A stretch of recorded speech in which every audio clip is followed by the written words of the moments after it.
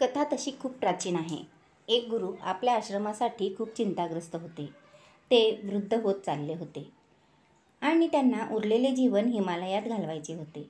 पण आश्रम योग्य प्रकारे चालवू शकेल असा उत्तराधिकारी कोण असेल याची चिंता त्यांना पडली होती. आश्रमात 2 शिष्य होते. दोघेही गुरुला खूप प्रिय होते. एके दिवशी गुरूंनी त्यांना बोलवून घेतले. मी तीर्थयात्रेला जात असून तुम्हाला 2 मुठी गहू देत आहे. मी परत येईल तेव्हा मला 2 मुठी गहू परत द्या. जो शिष्य मला हे गहू सुरक्षित देईल, मी त्याला या गुरुकुलाचा प्रमुख म्हणून नियुक्त करेन.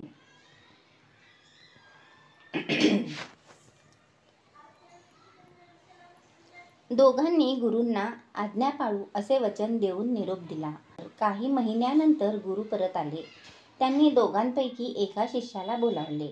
हा शिष्य या गव्हाची पुरचुंडी बांधून त्याची पूजा करत होता. त्याने गव्हाची पुरचुंडी गुरूंना दिली. त्यातील गहू पार सडून गेले होते.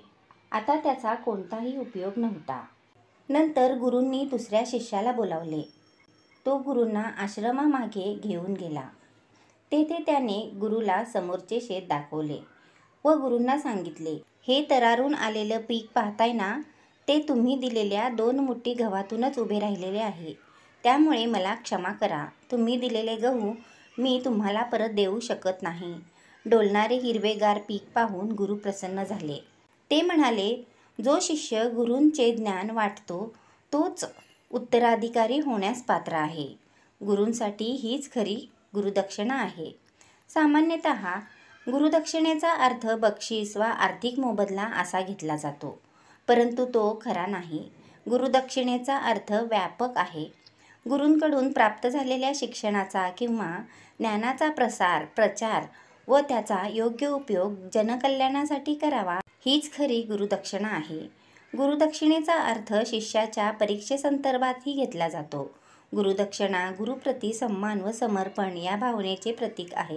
गुरुला योग्य दक्षिणा म्हणजेच तुम्ही स्वतः गुरु बना. खरा गुरु तोच की जो शिष्याला स्वतःचे गुरुत्व बहाल देतो.